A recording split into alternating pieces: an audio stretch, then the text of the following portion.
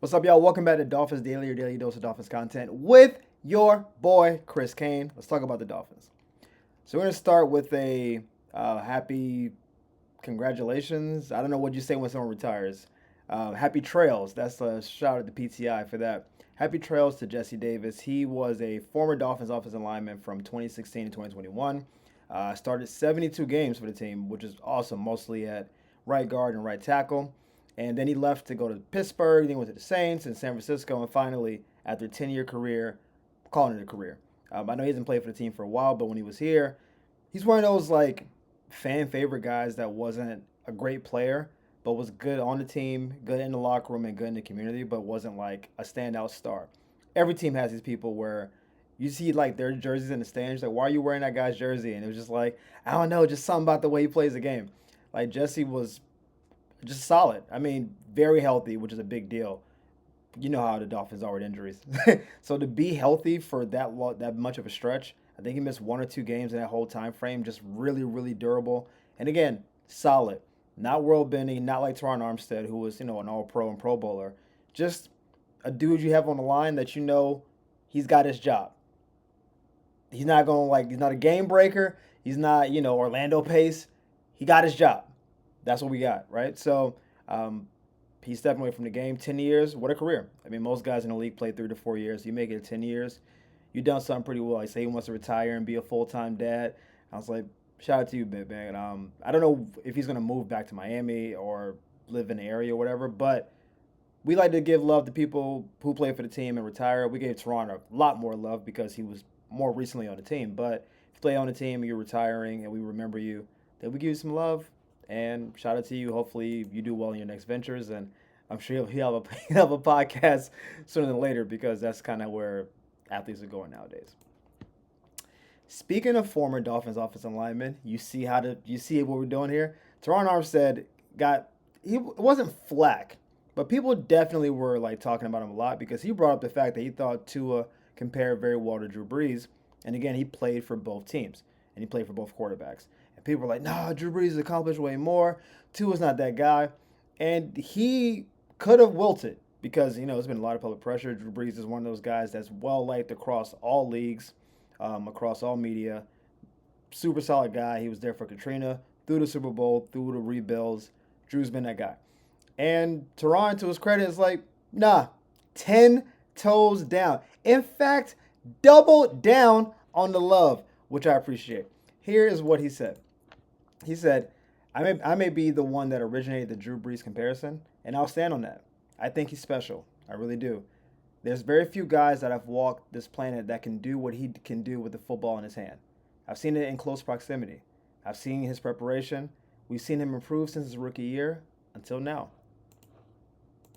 He said a bunch of other stuff actually, but we don't have a 75-foot graphic to do all the comments. But I mean, he's been very much out here, and again, I think it's an apt comparison. Their games definitely the way they play the game definitely compares to themselves. Drew, his first handful of years, good player, bubble Pro Bowler type player, but he did get replaced. That's the thing. People don't remember his time in San Diego because we only like really highlight his time with the Saints. He was good with the Chargers after his first year, and then was really good and then got injured. But they had already drafted his replacement. They were already getting ready to move on. They didn't trust his injury history. They didn't trust his future. He was solid, and they were like, "We'll let you play the contract out, and then we'll let you kind of move on." Which is why he got to choose between the Saints or the Dolphins because he literally played his contract out. He wasn't even like they weren't committed to his future. Now he went to the perfect situation because Drew very much could have been a Dolphin, but the doctor said he's not going to be healthy, so we didn't sign him. And then the Saints took a chance, and he became a Hall of Famer. But Drew was good to solid his first couple years, but then he did get replaced. And then he went to the perfect system with the perfect coordinator, with just like they were this. And that's what we're hoping to get with Tua and Coach McDaniel, where you see the field the way I see the field, and so I don't have to even say all the things. We're speaking the same language as the coach on the field. That's what Drew and Sean Payton were. That's what we're hoping to get from Tua and Coach McDaniel, where I don't need to be like this hierarchy where you're the genius and I'm the understudy. It's like we're both cooking with gas. We see the field the same way. And Teron played for both teams. He blocked for both quarterbacks. again, he has the most knowledge of both because I can't think of another player that actually played O line for both quarterbacks. There are probably players who played special teams or defense for both, but who actually played and blocked for both guys. I don't think anyone else can has that distinction. So he's been there. And the biggest thing he talked about was I've seen his preparation. That's the thing we never get to see in the media outside of like OTAs and maybe little highlight packages we put together for social media and stuff. We don't get to see the behind the scenes stuff, right? We would see Drew Brees behind before games and the huddle, like win, doing all that stuff. Tua's not that much of a rah-rah guy. He's been more vocal the last couple of years, but that's just he's a little bit more chill, laid back. We know Tua, like Tua be chilling. Drew is a little bit more vocal, a little bit more this, and maybe more marketable because Drew had a good personality and he just seemed like an everyday kind of guy. But the preparation that Tua puts in, we don't get to see it. We only see what comes out on the field. And Teron is like, bro, I see what he's doing. I see how he's spinning the ball. His accuracy is beyond reproach. The biggest thing for Tua has been injuries. When he's healthy, you can see the Drew Brees very easily. When he's hurt, then you don't know. But, I mean, listen, Drew, early in his career, had injury. He had an injury that we thought he couldn't come back from, and he did, and he was great. And that's what we're hoping as a Dolphin fan, that Tua's first 5 years going into year 6, it's been good, and then a lot of injuries around it. And we're hoping that he got the injuries out the way. And now we can move forward. And if he can be healthy for the next 10 years, I don't have any doubt that he can have maybe have the Drew Brees numbers because that Saints offense was very just unbelievably pass happy. They had, the Pierre Thomases and the Reggie Bushes and they didn't care about running the ball though. They were like, we are chucking this thing around the yard. Drew, you about to throw 50 times, keep the shoulder ready. The fact that Drew Brees' shoulder held up through all those years is crazy to me because he had a bad shoulder and they just said, we're going to pass. We don't get nothing about your shoulder. They said it's fixed. You put the screw in there, run it. 70 pounds. Like he would just throw the ball incessantly. I think the Dolphins are striving for a little bit more balance. But so he may not put the gaudy numbers. I think Drew Brees threw for 5,000 3 or 4 different times. Ridiculous. We're not going to get those gaudy numbers. But can Tua lead the league in passing efficiency every year? Yeah, I think if he's healthy, he should. Best accuracy? Yeah, he should be right there. And, top 5 to 10 in yards, I think all that's on the table. The biggest thing is, can he get that one historic run to a Super Bowl? People forget the Saints, outside of that one Super Bowl run, not great in the playoffs. Not great. A couple first-round exits. Missed the playoffs a bunch of times. Like a surprising number of times for Sean Payton and Drew Brees to be together. Didn't even make the playoffs. So when people are like, oh, the Dolphins made it last year, 2 years ago, didn't make it last year, the sky is falling. It's like, really? Because I'm pretty sure the Saints went one playoff trip in a 4-year span at one point. With both those guys under the helm, like the coach and the quarterback. But when they had their one heroic run, that's all you need. You beat Peyton Manning for a Super Bowl. We forget the fact that you lost to a bunch of other people in the playoffs. And so if the Dolphins at some point in Tua's next 10 years can have that one run, then the way we remember stuff historically, we just forget about those 7-9. Go look how many 7-9 years that the Saints had. Go look it up. It's like, I'm telling you, I was shocked. I'm like, wait, they didn't. I thought of them as being more perennially a good team, and they just weren't for stretches. A lot of 8-8, 7-9s, a couple 10-6s. Like, they were only that super elite team for a very short period of time. So if Tua can really stay on top of his game going forward, and really it's just about being healthy, then I think Teron is going to be vindicated. And I think that he's ultimately going to hopefully be right. Now, we've talked about the captainship a couple different times, and we've talked about it mostly in regards to Tyreek because Tyreek has told the team and he's told the media he wants to be a captain. We'll see. I don't think he's put the work in as much as he can up to now. He's put some work in. He's definitely better than he was. We'll see what happens. But my question is, can Jordyn Brooks become a team captain? We're going to lose Jalen Ramsey at some point. He's currently a captain, right? And so there's going to be a captainship that's kind of up for grabs. We don't talk about him a lot on this page because linebackers don't get a lot of press in general. Like, even the top linebackers. I don't even see, like, the Roquans and Fred Warners even, like, in the news. Unless they're getting a contract extension or hurt, you don't even hear about them. But Jordyn Brooks came over from Seattle, and he balled last year. I had to look up his stats again. He had 143 tackles last year. I was like, I didn't realize he was doing that much work. Like 11 tackles for losses, like 6 quarterback pressures, a couple fumble recoveries. He had a very, very solid year to good year.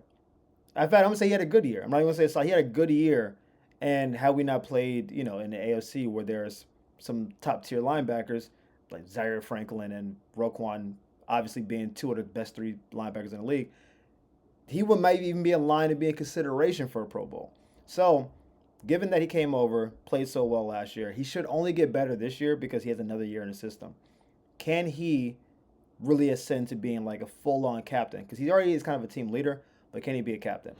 And Jalen Phillips has been watching all these guys practice, and he's been in OTs and all that, and he talked about how certain guys differentiate themselves as leaders, like basically leaders of leaders, right? And Jordyn Brooks is one of them. Is what he had to say. He said, "The leaders are leaders because of merit and because of the respect they earn on the field. They're not leaders because of name or because of how much you make or anything like that. You have to lead to lead. So guys like Jordyn Brooks, guys like T. Dot, guys like Bradley, obviously Zach, these are the humblest dudes." So it's not just about being a good player to be a team captain. I think that's kind of what the outside world thinks. Like, okay, you're a baller, so you're a captain. There's times when like a kicker can be a captain or like a holder, but it's about how the team gels around you. And part of that is one, how you play, two, how you are in the locker room, three, how you prepare. If people feel like you're always at the top of your game, that's good. If you're coming in late for practices and that kind of stuff, you're probably not showcasing good captainship. But if you're on top of all that stuff, and then how you make the guys feel, right? When like Jordan's like our top linebacker, right? So if there's a secondary linebacker that's missing the assignments, there's two ways. You can go at it a couple ways. You can be like, hey, rah, rah, rah, and make that person feel small and make them feel like, oh man, like I can't ever make a mistake. Or you can coach them up. Hey, when you want to come to the line, you came in too hot. Keep your outside hand free to do this thing. Hey, follow the guard, man. I saw you got caught up in the window dressing in the backfield with the reverse action. Follow the guard. That's your job. Like those little coaching tips, then empowering people to get better. And then you couple that with your own preparation and then you also playing well on top of it. That's what makes you stand out. That's what can make you a captain. It's not necessarily about I get paid the most money. Look at me, Louis. Those sometimes go hand in hand. Like Jalen Ramsey was also one of the highest paid people, and he also was a captain. Tua is the highest paid person, is also a captain. But also, if Tua wasn't doing it, like Tua wasn't a captain 1 year, and people were really faked out. Like, why is the quarterback not a captain? I'm guessing he was maybe more quiet than he should have been. Maybe he didn't take full control of the team like he should have been. He was still trying to find his footing. This is a year before he threw for 4,600 yards.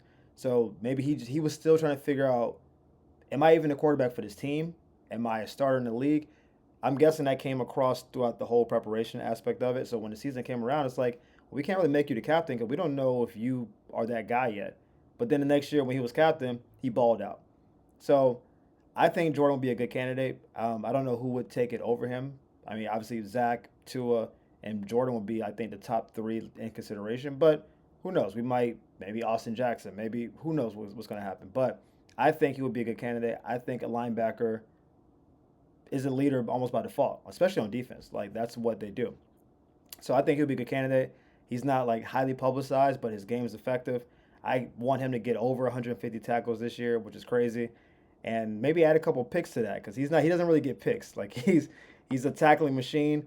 He's not really in the secondary like that. So let's add a couple picks to that resume, and maybe we get some Pro Bowl votes. We'll see what we can do.